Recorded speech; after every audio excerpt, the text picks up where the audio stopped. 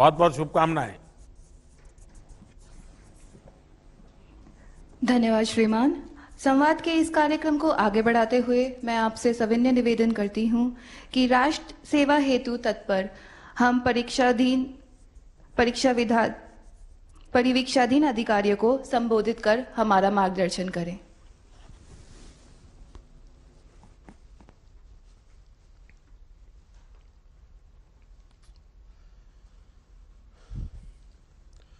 आप सभी से बात कर कर मुझे बहुत अच्छा लगा।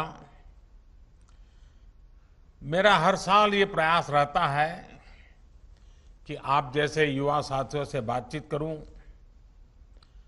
आपके विचारों को लगातार जानता रहूं,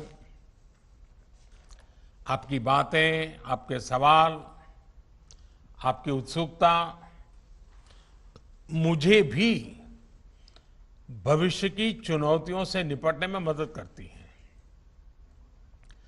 साथियों, इस बार की ये चर्चा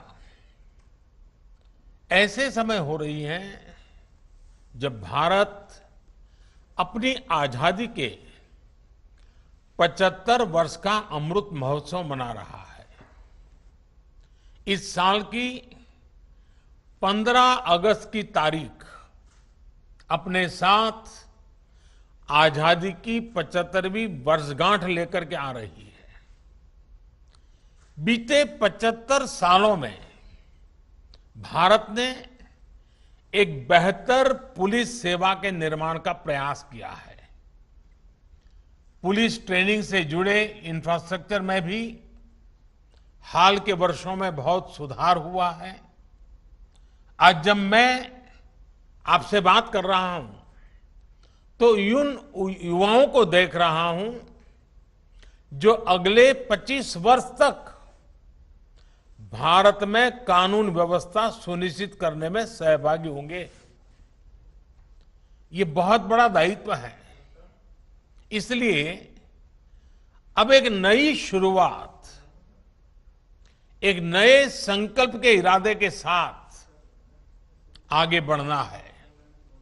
साथियों, मुझे बहुत जानकारी तो नहीं कि आप में से कितने लोग दांडी गए हुए हैं या फिर कितनों ने साबरमती आश्रम देखा है, लेकिन मैं आपको 1930 की दांडी यात्रा की याद दिलाना चाहता हूं। गांधी जी ने नमक सत्याग्रह के दम पर अंग्रेजी शासन की नींव हिला देने की बात कही थी। उन्होंने ये भी कहा था कि जब साधन न्यायपूर्ण और सही होते हैं तो भगवान भी साथ देने के लिए उपस्थित हो जाते हैं।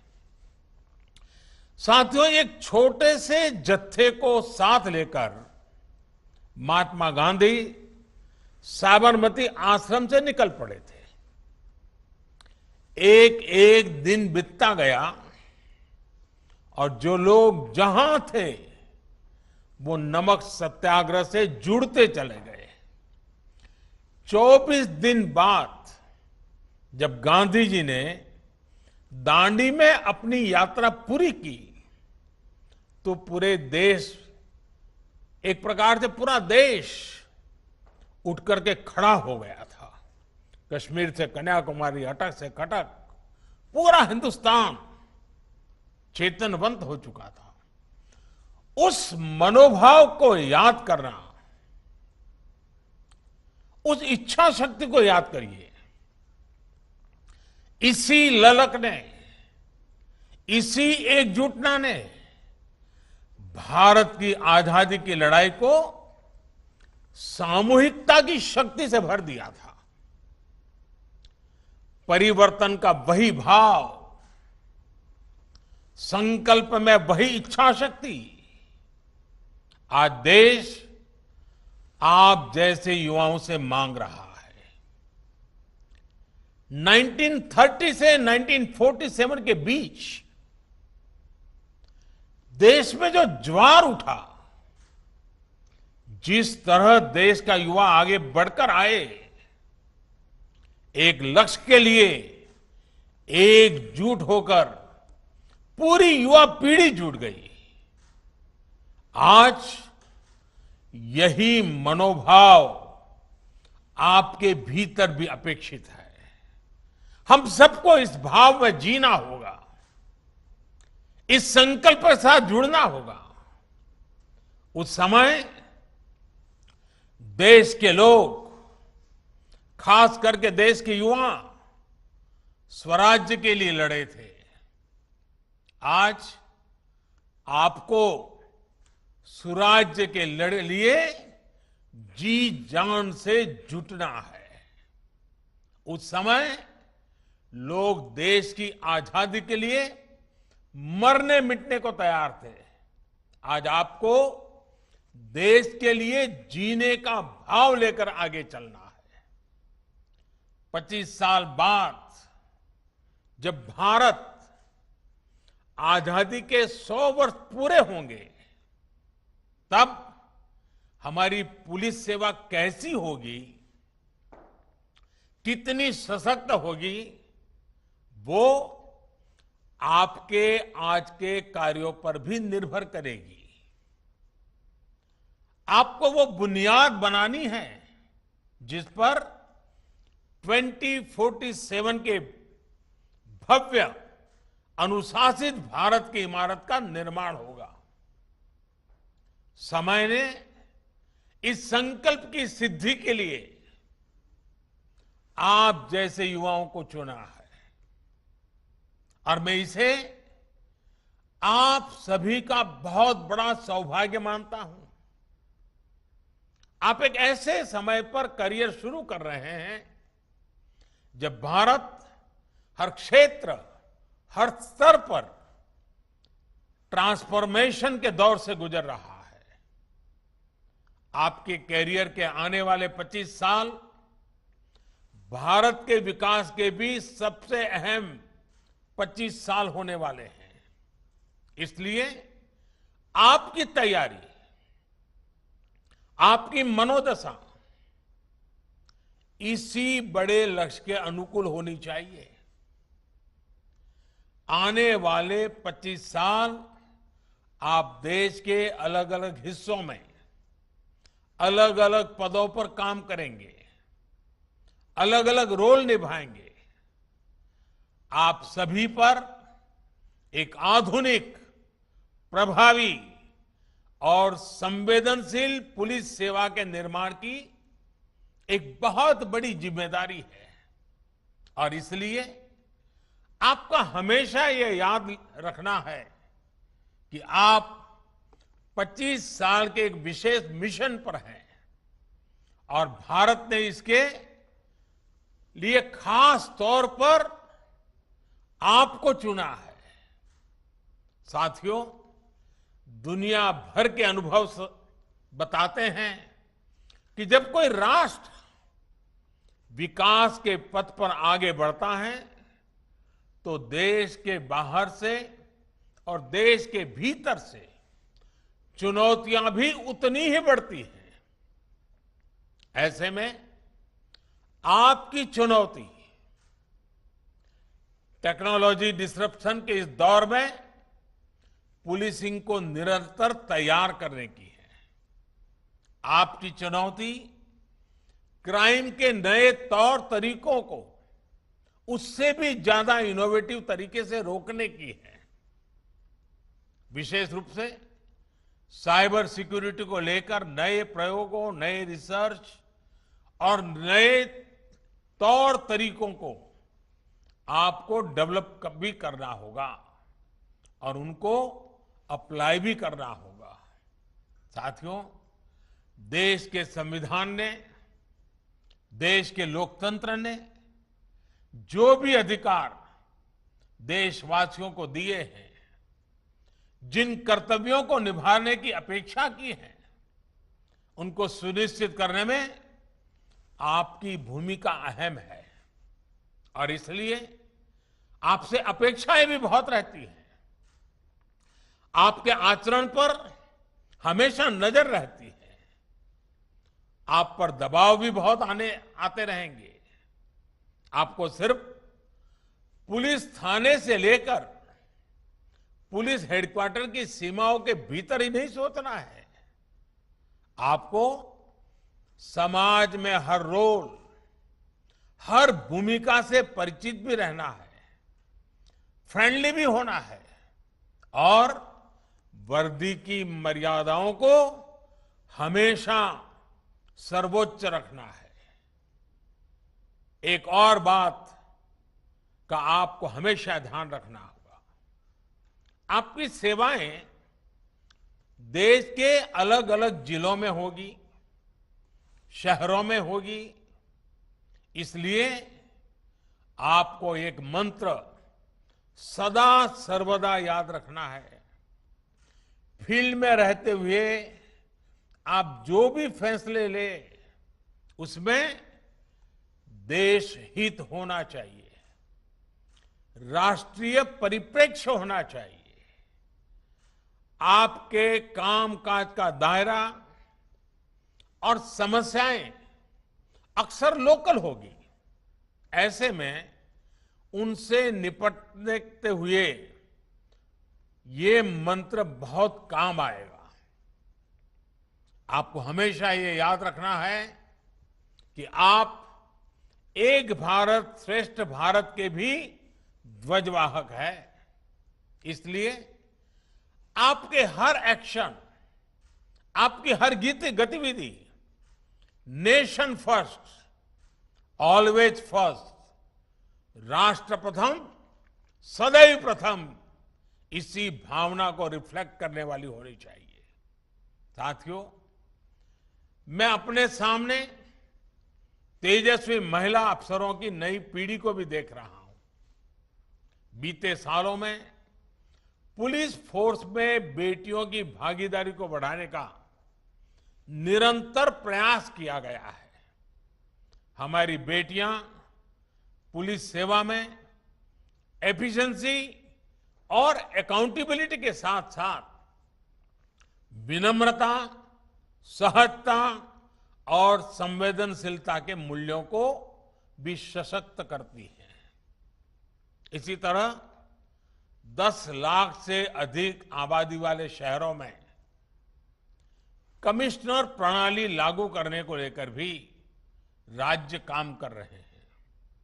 अभी तक 16 राज्यों के अनेक शहरों में ये व्यवस्था लागू की जा चुकी है। मुझे विश्वास है कि बाकी जगह भी इसको लेकर सकारात्मक कदम उठाए जाएंगे। साथियों, पुलिसिंग को फ्यूचरिस्टिक और प्रभावी बनाने में सामूहिकता और संवेदनशीलता के साथ काम करना बहुत जरूरी है। इस कोरोना काल में भी हमने देखा है कि पुलिस के साथियों ने किस तरह स्थितियों को संभालने में बहुत बड़ी भूमिका निभाई है। कोरोना के खिलाफ लड़ाई में हमारे पुलिस कर्मियों ने देशवासियों के साथ कंधे से कंधा मिलाकर काम किया है। इस प्रयास में कई पुलिस कर्मियों को अपने प्राणों की आहुति तक देनी पड़ी है। मैं इन सभी जवानों को, पुलिस साथियों को आदरपूर्वक श्रद्धांजलि देता हूं और देश की तरफ से उनके परिवारों के प्रति संवेदना प्रकट करता हूं। साथियों, आज आपने, जब मैं आपसे बात करता था, तो बात करते हुए मैं एक और पक्ष आपके सामने रखना चाहता हूं। आजकल हम देखते हैं कि जहां जहां प्राकृतिक आपदा आती है, कहीं बाढ़, कहीं चक्रवाती तूफान, कहीं भूस्खलन, तो हमारे एनडीआरएफ के साथी पूरी मुस्तैदी के साथ वहां नजर आते हैं। आपदा के समय एनडीआरएफ का नाम सुनते ही लोगों में एक विश्वास जगता है। ये साख एनडीआरएफ ने अपने बेहतरीन काम से बनाई है। आज लोगों को ये भरोसा है कि आपदा के समय एनडीआरएफ के जवान हमें जान की बाजी लगाकर भी बचाएंगे। एनडीआरएफ में भी तो ज्यादातर पुलिस बस के जवान होते हैं, आपके ही साथी होते हैं। लेकिन क्या यही भावना, यही सम्मान समाज में पुलिस के लिए है? एनडीआरएफ में पुलिस के लोग हैं, एनडीआरएफ को सम्मान भी है, एनडीआरएफ में काम करने वाले पुलिस के जवान को भी सम्मान है। लेकिन समाज व्यवस्था में ऐसा है क्या? आखिर क्यों? इसका उत्तर आपको भी पता है। जनमानस में ये जो पुलिस का नेगेटिव परसेप्शन बना हुआ है, ये अपने आप में बहुत बड़ी चुनौती है। कोरोना काल की शुरुआत में महसूस किया गया था कि ये परसेप्शन थोड़ा बदला है, क्योंकि लोग जब वीडियो देख रहे थे, सोशल मीडिया में देख रहे थे, पुलिस के लोग गरीबों की सेवा कर रहे हैं, भूखे को खिला रहे हैं, कहीं खाना पका करके गरीबों को पहुंचा रहे हैं, तो एक समाज में पुलिस की तरफ देखने का, सोचने का वातावरण बदल रहा था। लेकिन अब फिर वही पुरानी स्थिति हो गई है। आखिर जनता का विश्वास क्यों नहीं बढ़ता? साख क्यों नहीं बढ़ती? साथियों, देश की सुरक्षा के लिए, कानून व्यवस्था बनाए रखने के लिए, आतंक को मिटाने के लिए हमारे पुलिस के साथी अपनी जान तक न्यौछावर कर देते हैं। कई कई दिन तक आप घर नहीं जा पाते। त्योहारों में भी आप अक्सर आपको अपने परिवार से दूर रहना पड़ता है। लेकिन जब पुलिस की इमेज की बात आती है तो लोगों का मनोभाव बदल जाता है। पुलिस में आ रही नई पीढ़ी का ये दायित्व है कि इमेज बदले, पुलिस का ये नेगेटिव परसेप्शन खत्म हो। ये आप लोगों को ही करना है। आपकी ट्रेनिंग, आपकी सोच के बीच बरसों से चली आ रही पुलिस डिपार्टमेंट की जो स्थापित परंपरा है, उसने आपका हर रोज आमना सामना होना ही होना है। सिस्टम आपको बदल देता है या आप सिस्टम को बदल देते हैं, ये आपकी ट्रेनिंग, आपकी इच्छा शक्ति और आपके मनोबल पर निर्भर करता है। आपके इरादे कौन से हैं? किन आदर्शों से आप जुड़े हुए हैं? उन आदर्शों की परिपूर्ति के लिए कौन संकल्प लेकर के आप चल रहे हैं, वही मैटर करता है आपके व्यवहार के बाबत में। ये एक तरह से आपकी एक और परीक्षा होगी और मुझे भरोसा है आप इससे भी सफल होंगे, जरूर सफल होंगे। साथियों, यहां जो हमारे पड़ोसी देश के युवा अफसर हैं, उनको भी मैं बहुत बहुत शुभकामनाएं देना चाहूंगा। भूटान हो, नेपाल हो, मालदीव हो, मॉरिशस हो, हम सभी सिर्फ पड़ोसी नहीं हैं, बल्कि हमारी सोच और सामाजिक ताने बाने में भी बहुत समानता है। हम सभी सुख दुख के साथी हैं। जब भी कोई आपदा आती है, विपत्ति आती है, तो सबसे पहले हम ही एक दूसरे की मदद करते हैं। कोरोना काल में भी हमने ये अनुभव किया है।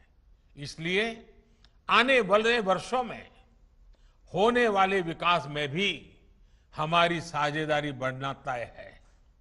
विशेष रूप से आज जब क्राइम और क्रिमिनल सीमाओं से परे हैं, ऐसे में आपसी तालमेल और ज्यादा जरूरी है। मुझे विश्वास है कि सरदार पटेल एकेडमी से इस